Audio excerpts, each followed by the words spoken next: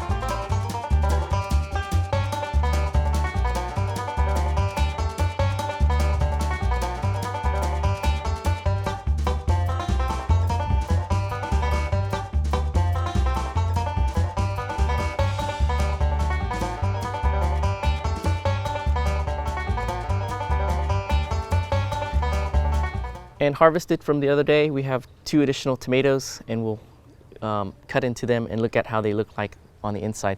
This is a pink Brandywine, and this is a mortgage lifter tomato. And this is one that I'm very excited to grow to this size for the first time. Actually, the tomatoes that we're growing this year, I think this is the first time we've gotten them this big. These are from a seed packet that is at least 3 years old, and the great thing is that from learning more and more about growing tomatoes and then also having more time in the garden, we can get pretty good sized tomatoes as a result. So let's slice into them and get a compare and contrast on how they look on the inside.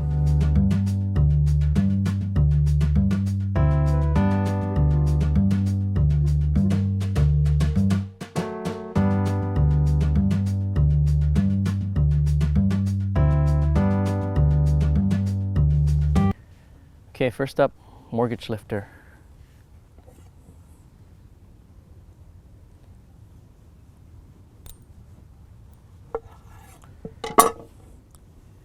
So it looks pretty much like a Brandywine. Sometimes these tomatoes look very similar. We'll take a taste later and see what the distinguishing characteristics are. So that's and then this one is a black Creme. It's got a sun-kiss orange on here.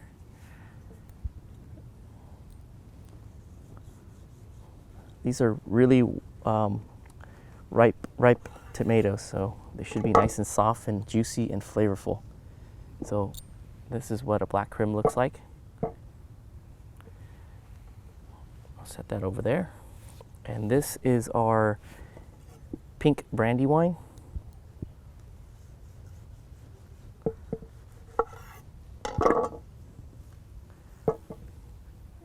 The tomato color is a little bit more orangey on this one.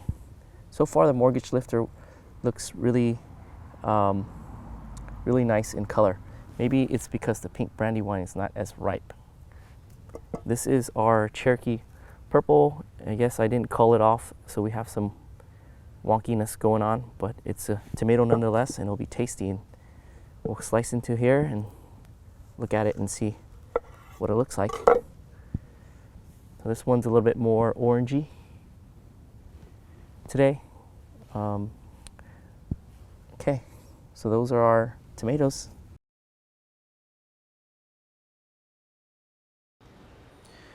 Right off the bat, one of the things that is very noticeable about tomato plants when growing in the desert is that the leaves will often curl up, and once they curl, they don't unfurl.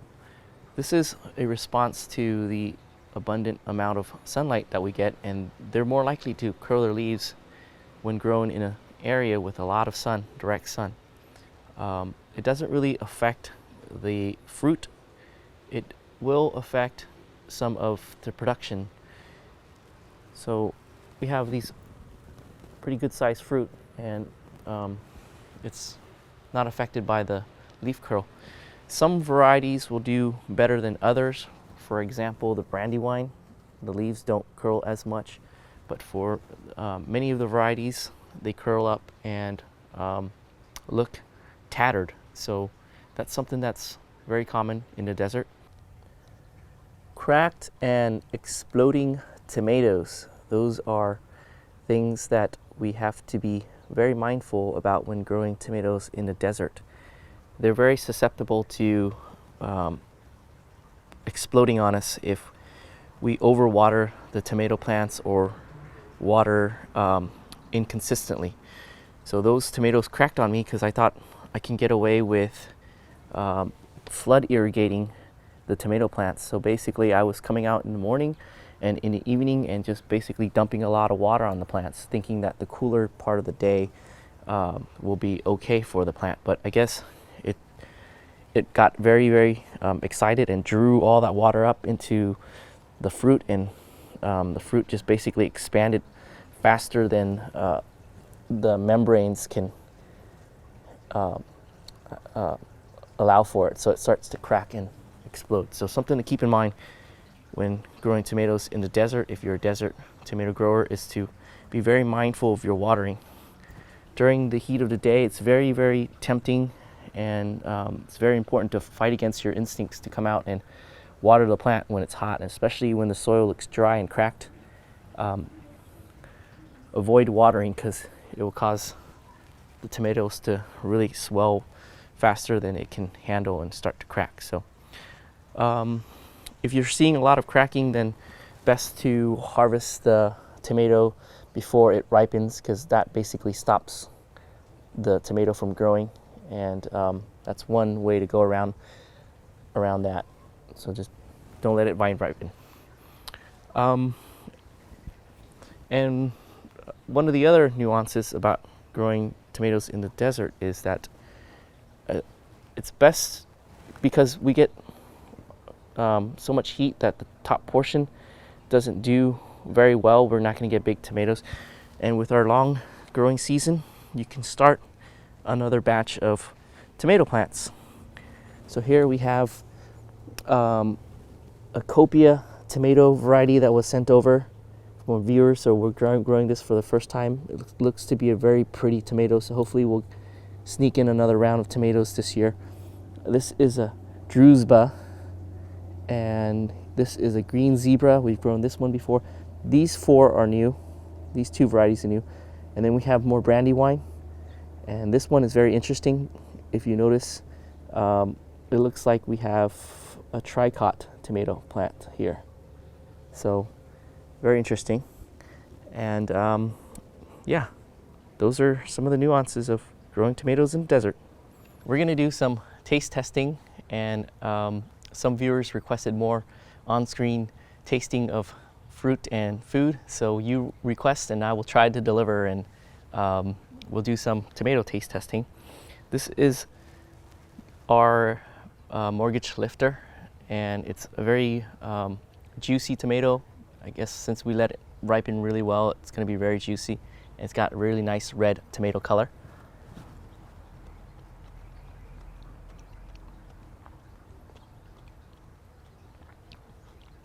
It's very pretty acidic tomato, a very tomatoey tomato. It's got a really strong tomato aftertaste. So if you like the taste of tomatoes, this is going to be a good one to grow. And I suppose I should take smaller bites, huh? Just to speed things along.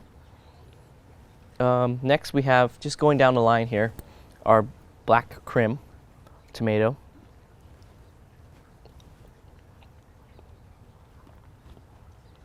This one is tasting very similar to the black Creme that we harvested earlier in the year.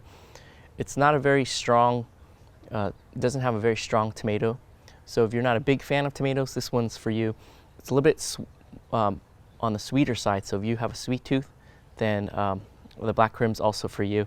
It's got low acidity, and the tomato flavor comes in the aftertaste. So it's a very sophisticated tomato.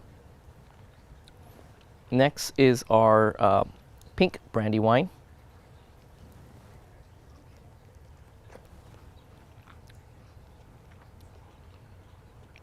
This one's pretty acidic today, and I think the pink Brandywine is one of the more popular types of tomatoes, and I can see why. In terms of tomato flavor, it's a little bit less subtle than the mortgage lifter. And also keep in mind that each tomato has its individual characteristics, so this is not meant to be this is more of a generalization. So you'll find that tomatoes will have variance in their flavor profile within the same variety. Okay, the last one is our Cherokee Purple, and from talking to many gardeners, this looks to be one of the more popular, if not the most popular tomato that people grow and enjoy. So let's take a taste, and so we can recall what it tastes like. It's a very meaty tomato, just like all of these beefsteak tomatoes. They're very meaty, and I'm gonna have to take another bite because I'm not able to discern and kind of concentrate a little bit. Let's take the peel back off so it's easier.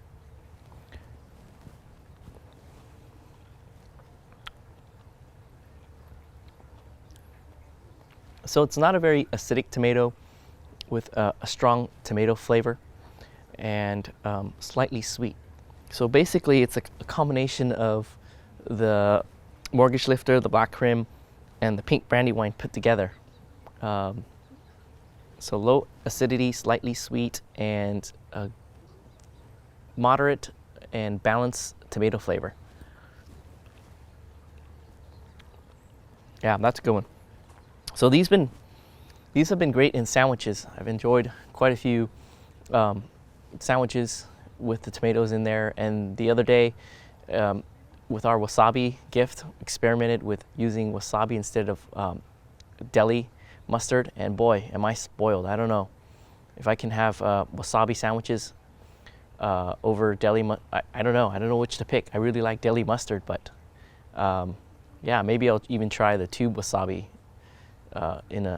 in addition, or complementary to deli mustard in sandwiches. But anyways, I digressed.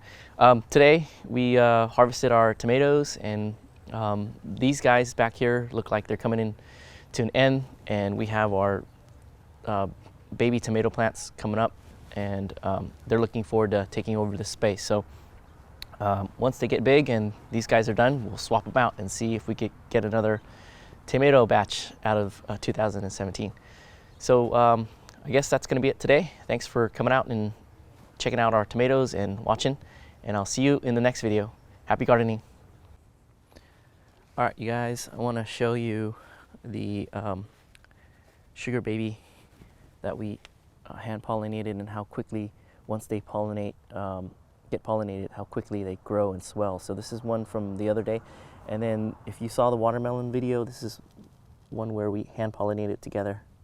So it blooms pretty quickly.